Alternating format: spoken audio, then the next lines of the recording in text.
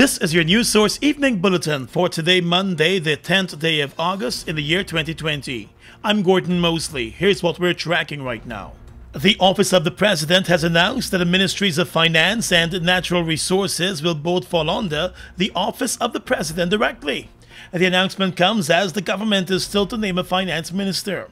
A natural resources minister was named, but there was some concern about his experience in the area as he is a newcomer to government and the natural resources sector. With no Minister of Finance being named, it is likely that Vice President Bharat Jagdeo, who is a former finance minister, will take up the portfolio. Last week, President Irfan Ali, while telling reporters that the finance ministry will be overlooked by him until a minister was named, also indicated that the vice president would be assisting him in that regard. News source understands that the president's office will also deal directly with issues related to the oil and gas sector, while the Minister of Natural Resources will handle the other sectors that fall under the portfolio. As an oil-producing country, Guyana is getting set for major growth in the economy, and it is projected to see unprecedented development and growth later this year and over the next coming years. The last government also kept the portfolio of natural resources under the president's office. More news coming up in a moment.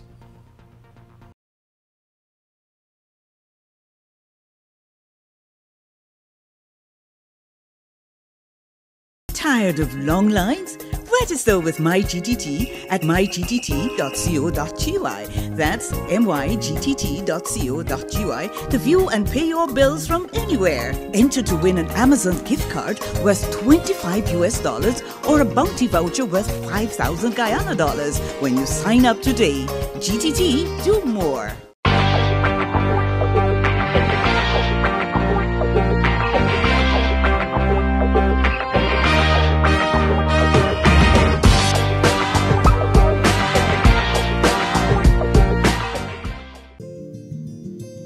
GBTI is your Guyanese bank, a bank that understands every customer's unique needs, opportunities, challenges, and financial concerns. At GBTI, we see you for you. Whether you're buying a new home or car, planning your next vacation or retirement, saving for your child's future, or whether you're ready to take that bold step of investing in your dream business idea, we are with you every step of the way. We hear your stories and watch you focus on your dreams as we share your aspirations. We are more than just banking. We are a family. We are part of your community.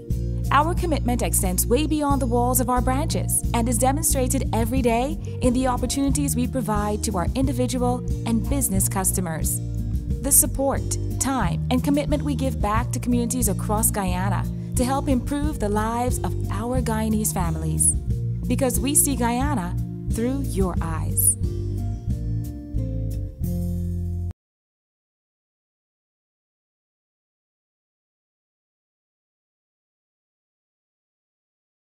Welcome back. Guyana and Suriname have started bilateral discussions under their new governments, hoping to fast-track and push a number of development projects that could benefit the two bordering nations. On Sunday, President Irfan Ali and Suriname's President Shan Santokhi held discussions along with their foreign affairs ministers on a number of wide-ranging issues of importance to both countries. President Santokhi and I will have held discussions within the last 24 hours.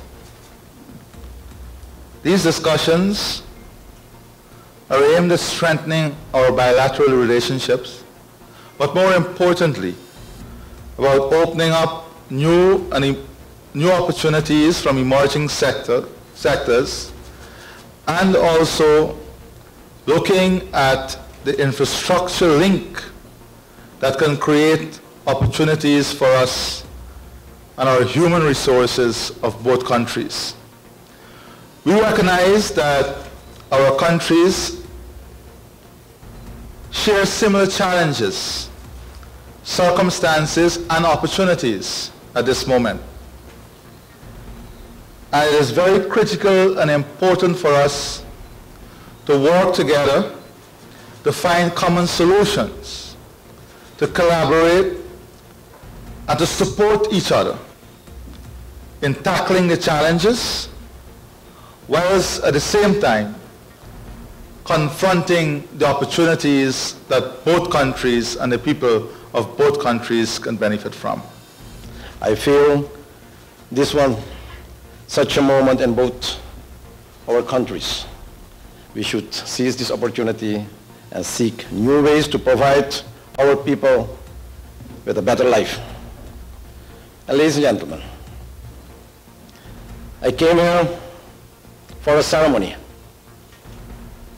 but direct after the ceremony, we too, as president, newly elected president of two neighboring countries, we felt that responsibility, and we noticed our leadership, that we are here in Guyana as two leaders to do more than only attending the ceremony, and that we should start think and work about new strategies, about a new time period, about new challenges for our both nations and people. And believe it or not, we started yesterday evening. And topping the agenda was cooperation in the oil and gas sector, border and maritime security, and bridging the Quarantine River. The two presidents noted that both Guyana and Suriname are emerging oil and gas nations, and it will be best for them to work together in a number of areas for the development of the sector in both nations.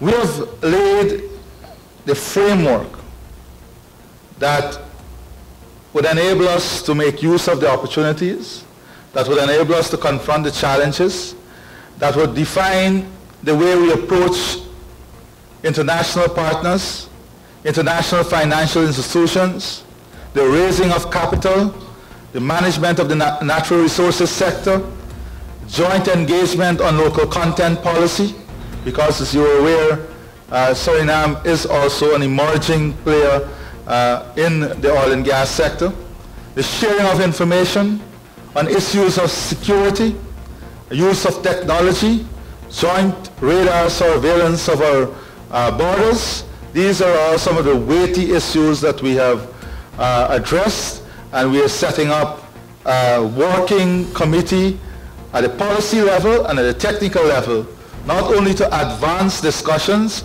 but to come up with a timetable of action for the implementation. The private sector in both countries is also expected to play a key role in the high-level engagement moving forward. Presidents Ali and Santokhi have set timelines for cooperation initiatives. The next high-level meeting between the two countries could take place within the next 2 months. The Alliance for Change met over the weekend to decide on the 9 persons it will be sending to Parliament as part of the APNU-AFC coalition in opposition. News source understands that youth members Jarita Fernandes and Sherrod Duncan are likely to be among the AFC's 9 members. The other nominees for Parliament from the AFC are expected to be Beverly Alert, Ricky Ramsarup, along with returning members and former ministers Kemraj Ramjatan, Kathy Hughes, David Patterson, Raphael Trotman, and Himraj Rajkumar. Sources close to the AFC have told news sources that Hughes and Patterson were initially having second thoughts about returning to Parliament, but were convinced that as 4 new members from the AFC side make their way into the House, there was also the need for the leadership to be well represented. The 9 names for the AFC, which were shared with news sources, are expected to be submitted to the APNU's chairman David Granger, who is the head of the coalition's list. An AFC official told news sources that while the list was compiled and discussed, there is a possibility that there could be some changes. The APNU, which is the other main partner in the coalition, has been looking at 22 of its members to head into the National Assembly. The PNC, which is the largest party in the coalition, met today, but there was no final decision on its team that it will be putting together. Last week, the APNU-AFC's head, former President David Granger, said the coalition team will have more women and more youths than previous teams. He also said verifying the citizenship of the nominees is among the issues topping the agenda before those nominees are chosen and finalized. President Irfan Ali has assured that his new government will continue with the path set by the last government to ensure a final judicial settlement of the border controversy with Venezuela. Guyana currently has Venezuela before the International Court of Justice, seeking a final and binding judgment from the court that the 1899 arbitral award, which established the location of the land boundary between then British Guyana and Venezuela, remains valid and binding, and that Guyana's Essequibo region belongs to Guyana and not Venezuela. In his inauguration address on Saturday, President Ali reminded that it was the PPP government back in 2007 that secured Guyana's maritime border with Suriname under the United Nations Convention on the Law of the Sea. With regard to Venezuela, the president said Guyana's sovereignty and territorial integrity remain sacred trust. The PPPC gave full support to the former administration when, as initiated by us, they submitted the Venezuela contention to the National Court of Justice. We shall not dissent.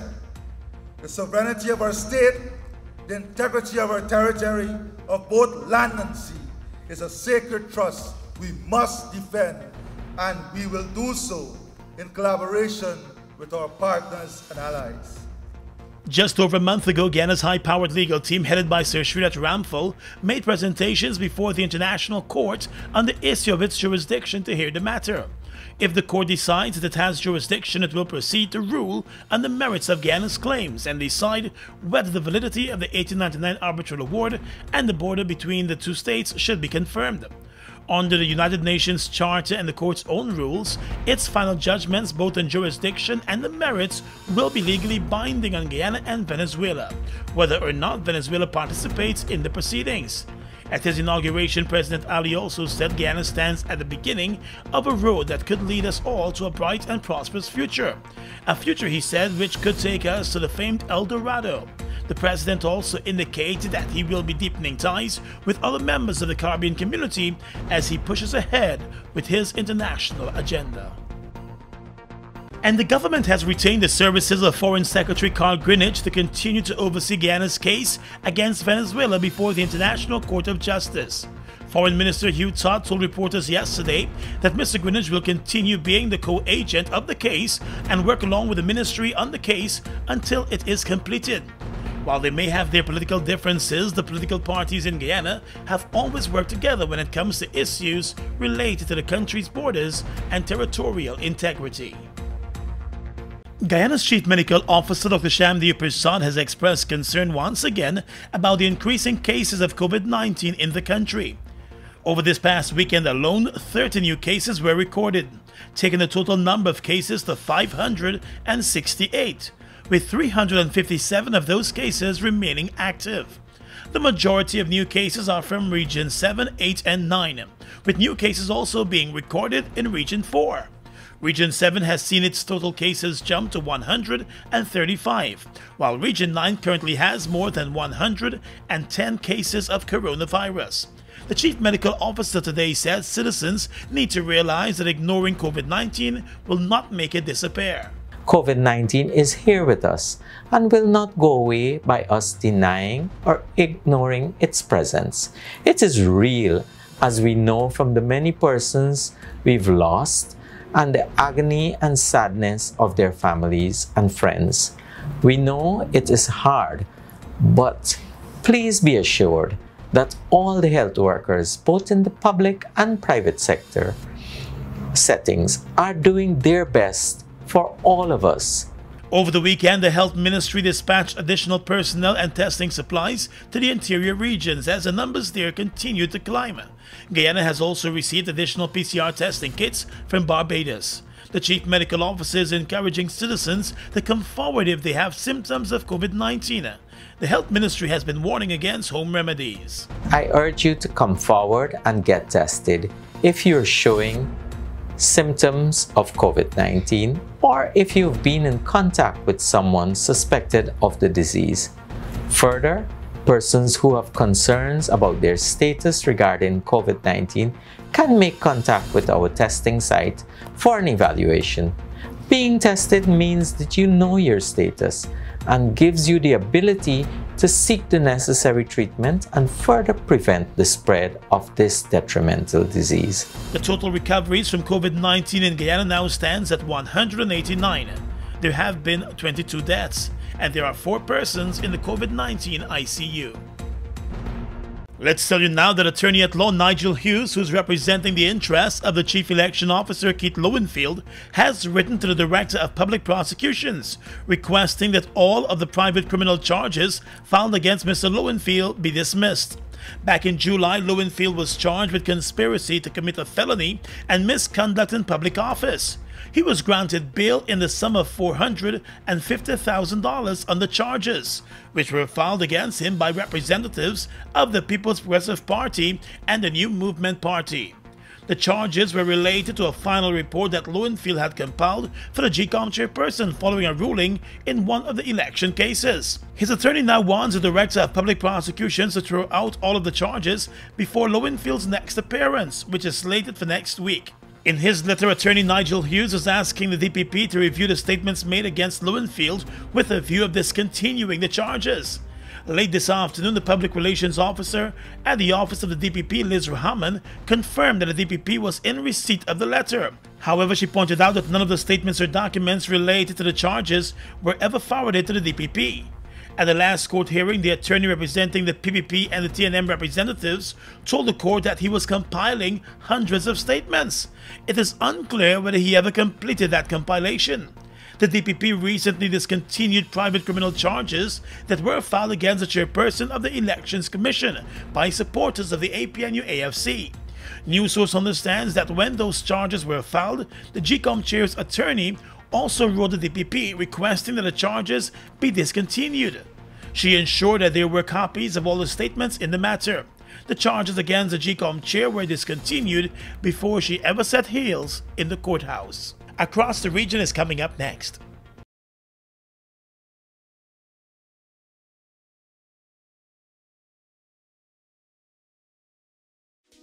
Spend $3,000 in fuel at Falls Gas Station between August 3rd and September 30th and get a chance to win over 100 weekly prizes, or $3,000 in our recently renovated supermarket and you can win weekly prizes and one of 2 great food hampers in our summer promotion. At Falls, we provide a safe environment for you to shop, and you can choose from a wide range of products at unbeatable prices too, along with excellent service, of course. So shop now at Falls and make this a summer to remember. We give thanks for real. You spend all that money on your watch. How much time you spend with your son? So much money in the club. How much you spend with the ones you love? The simple things are your blessings. Cheese, please. Remember Tyrus Riley, this we aim to please. The music will never ease. Cheese, please. They've made a positive impact on the heavy-duty transportation industry in Guyana since they've arrived. Guyanese are amazed at their power, durability, efficiency, and superior handling capabilities. These are brand new trucks, manufactured in partnership with German, Italian, and French companies. They have a powerful reputation for operating under very adverse Guyanese conditions and come with full after-sales service and spare parts. They're the most sought-after trucks today, with over 500 units in Guyana, and they're available in over 100 countries, including South America and the Caribbean. Be smart. Buy brand new ST Howo trucks today. Call 608-4998 and arrange for an inspection at ST Truck Guyana Incorporated, Block B, Public Road, Covenant, East Bank, Demerara. We are legions of men standing strong, but never too proud to stoop and help someone. We must send a clear signal to all. Do right. Walk in upright ways, knowing that's what being a man is all about. And ever aware that things will only get worse when good men do nothing. Stand strong. Be the one to live right.